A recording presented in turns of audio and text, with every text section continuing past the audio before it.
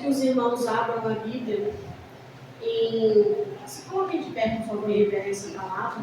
Amém?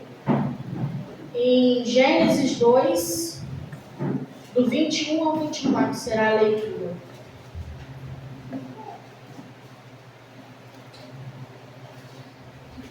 Os irmãos acharam? Amém. Amém? Então o Senhor Deus fez o homem cair em profundo sono, e enquanto estava a dormir, tirou-lhe uma costela, fechando o lugar com carne. Com a costela que havia tirado do homem, o Senhor fez uma mulher e levou até ele. Disse então ao homem: esta sim é o osso dos meus ossos e carne da minha carne. Ela será chamada mulher, porque do homem foi tirada. Por essa razão, o homem deixará o pai e a mãe e se unirá à sua mulher, e a ele se tornarão uma só carne. Amém? Os irmãos podem assentar, por favor. Irmãos, eu trouxe essa palavra porque, como alguns aqui sabem, sexta-feira passada eu me casei no cartório para a honra e glória do nome do Senhor Jesus. Como a gente conhece, né, essa passagem, é a criação do mundo, quando Deus deu a Adão que ele botasse nome nos bichos, né, e fosse colocando nome nos bichinhos e tal. E observando Adão, que ele estava sozinho, né, todo bicho tinha uma fêmea, e Deus fez uma companheira para ele, a mulher.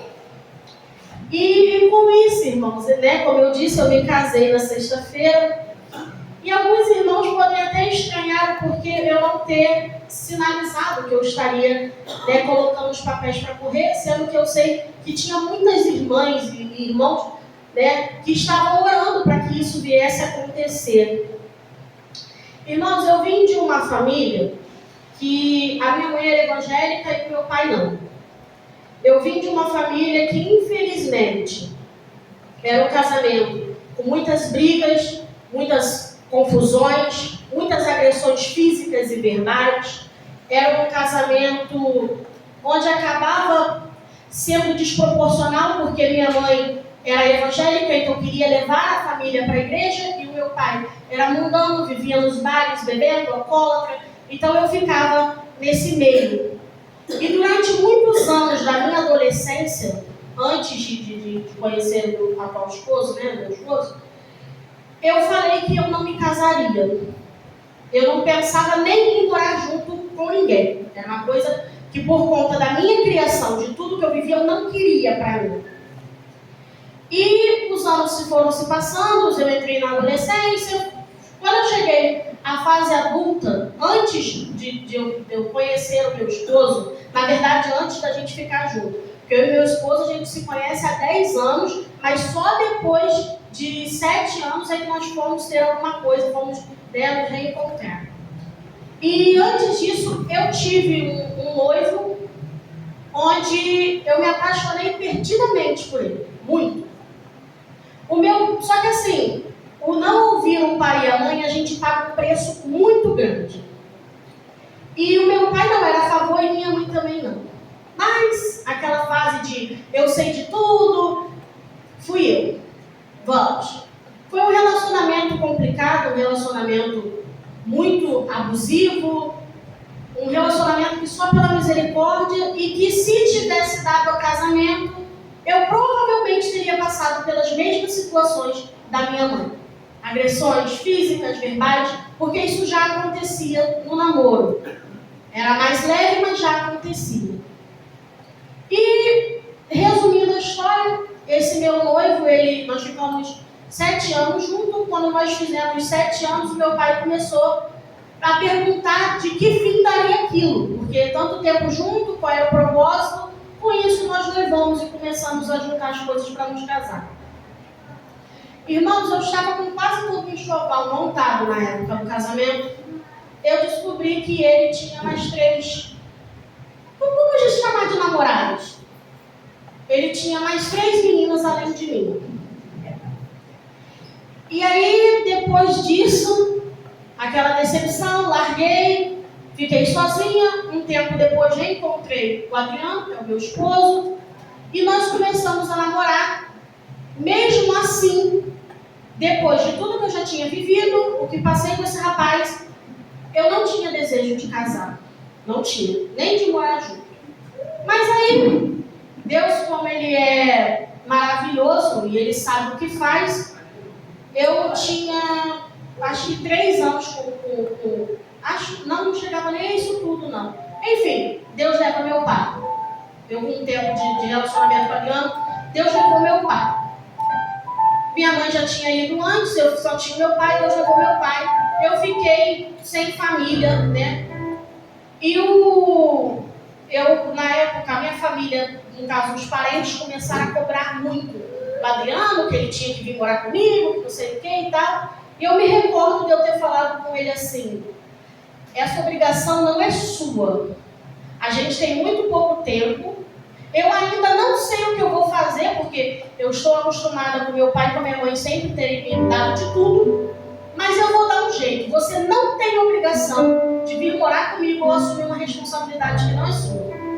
E para minha surpresa, o meu esposo virou para mim e falou assim: a gente já não tinha pretensão de daqui a alguns anos casar? Eu falei assim: tínhamos, mas era daqui a alguns anos. Ele: então, a gente só vai adiantar. Eu não vou te abandonar nesse momento, não. E assim fomos. O meu início de relacionamento com o meu esposo foi muito conturbado, porque o meu esposo, infelizmente, ele tinha um vício, que a gente passou por muitos problemas. E com isso tudo, eu ainda continuava com aquela coisa: eu não quero casar. Eu não vou casar, não vou. Até porque eu tinha a noção de que depois que eu assinasse o papel, era a minha responsabilidade pro resto da vida. E eu continuava batendo nessa tecla: não vou casar. Mesmo já morando com ele, mesmo tendo uma vida a dois, ele por mim, eu por ele, Deus por nós dois. E mesmo tudo que acontecia com ele, a responsabilidade caía em cima de mim, porque não tinha muito para onde fugir, né? Nós éramos um casal, morávamos debaixo do mesmo teto. E o tempo foi passando. Quando eu entrei aqui na Alfilômega, o pastor Simário perguntou qual era a situação do meu esposo, eu expliquei. E aí eu me lembro que o pastor e a pastora da conversa, eles perguntaram por que não casavam, né? E aí eu falei que pelo meu esposo, a gente já tinha assinado os papéis desde quando a gente foi morar junto. Mas que eu não tinha essa vontade, eu não queria e tal. E aí a pastora, eu lembro que a pastora questionou: mas vocês já vivem juntos, é muito tempo, já é um pelo outro, qual é a diferença? Aí eu: não, pastor, eu não sinto vontade, não quero, não sei se quero. Aí a pastora e o pastor falou assim: bem, vamos orar. E assim foi passando o tempo. E nunca me incomodou o fato de não ser casada. Isso não me incomodava. Porém, de uns meses para cá, começou a me incomodar o fato de não poder estar em comunhão com a igreja na Santa Ceia. Isso começou a me incomodar muito, muito. E eu conversei com as meninas, né, com a Erika e com a japonesa Catherine, que elas são as mais próximas, assim, minha. E eu falei: eu vou botar os papéis para correr. Irmãos, que luta. Eu fiquei com o papel da isenção, eu acho uns 3 ou 4 meses dentro de casa, mas eu não tinha forças nem para preencher, para ir colocar os papéis para correr. E graças a Deus, os nossos pastores, eles são muito sábios, porque eles não deixaram de orar pela minha vida e pela minha união. Eles não deixavam de, sempre que tinha uma oportunidade, me chamar a atenção para que eu ajustasse e colocasse minha vida, né, correta, mas eles não me cobravam. Porque se eles tivessem no início me apertado e me cobrado, a probabilidade de eu ter ido para a rua de novo e saído da igreja era muito grande, porque eu estava muito ferida com toda a situação que eu vim vivendo. Depois de 4 meses, sei lá quanto tempo com os papéis lá dentro de casa. Um dia eu decidi, vou colocar o papel para correr. Os papéis sumiram dentro da minha casa. Ele desapareceu. Eu não sabia onde estava, procurei a casa inteira e não achava os papéis. E aí foi se prolongando mais um tempo. Fui lá, vou pegar outro. Peguei outro, preenchi e botei lá para correr. Só que conversei com o pastor e com a pastora pedindo para que eles fossem minhas testemunhas e pedi para que eles não contassem para ninguém. Não é pelos irmãos, é porque eu estava tendo que quebrar o meu eu. Eu estava tendo que quebrar aqui dentro. Eu estava tendo que dar o braço a torcer. Eu estava tendo que dar um salto sem saber se teria um chão. Simplesmente confiando que Deus já era comigo. Que Deus já tinha abençoado a nossa união. Desde que a gente foi morar junto. E devido a isso, eu pedi para que eles não contassem. Porque, irmãos, de verdade, até o dia do casamento, para mim era só vou assinar os papéis. E era desse jeito que eu estava levando. As meninas falavam, tem que comprar uma roupa, um vestido. Não quero, é só um assinar de papel. Pra quê? Que bobeira. E eu fui assim até chegar. E quando colocou os papéis para correr e tal, o inimigo se levantou cruelmente. Porque o meu esposo, que sempre foi a favor, se virou de uma tal forma. A gente começou uma brigaiada lá em casa. E só problema entre eu e ele, uma briga feia, até ele virar para mim e dizer que não sabia se ele queria mesmo assinar esses papéis, ele disse. E eu fiquei arrasada com aquilo, porque 7 anos juntos e agora ele vem dizer para mim que não sabe se quer assinar os papéis. Aí as meninas, a voz da consciência, ué, mas você ficou 7 anos com ele, embromando para assinar os papéis e agora você está reclamando? E assim foi. Ficou tão difícil a situação lá em casa que o meu esposo, um certo dia, saiu de casa. Ele iria trabalhar. Ele chegou aqui na venda do pastor. Pegou o pastor e a pastora ali na frente. E ele fez um gabinete informal, porque não veio para o gabinete, mas ele veio conversar com os pastores. E ele botou para fora o que ele estava sentindo. E isso deu mais um problema, porque eu me senti exposta, eu me senti envergonhada. Por muito pouco eu larguei tudo, saí de tudo e tal. E o pastor Sinário, com a sua imensa sabedoria, aleluia, conseguiu me fazer ali. No dia tinha visita no lar, nós fomos até a visita. Depois da visita ele fez um gabinete comigo, conversou, me acalmou. E para honra e glória do nome do Senhor eu permaneci. E depois dessa trajetória, nós assinamos os papéis. Na sexta-feira, nós casamos, graças a Deus. E os irmãos, eu não fiz sexta nem domingo, porque tirei um momento com meu esposo. Na sexta nós saímos, nos domingos nós ficamos juntos.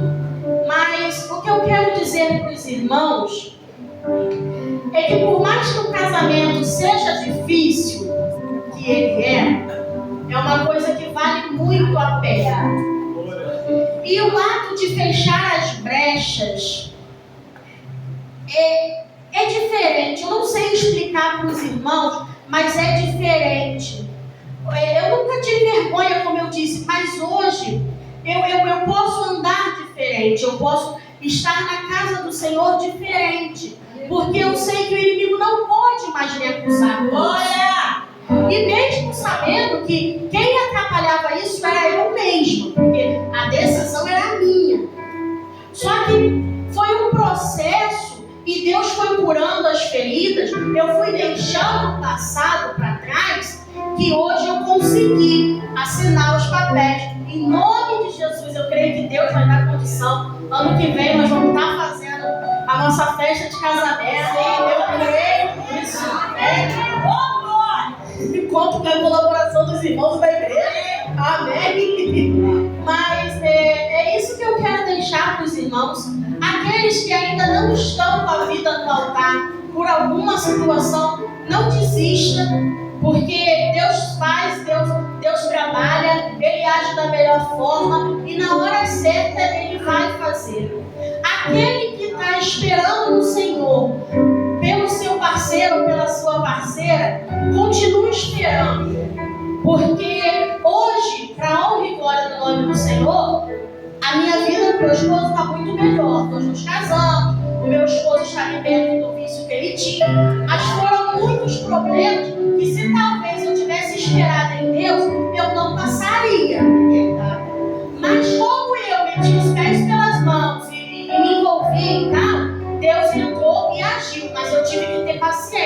porque ele precisava me curar e precisava curar o meu esposo também, libertar o meu esposo.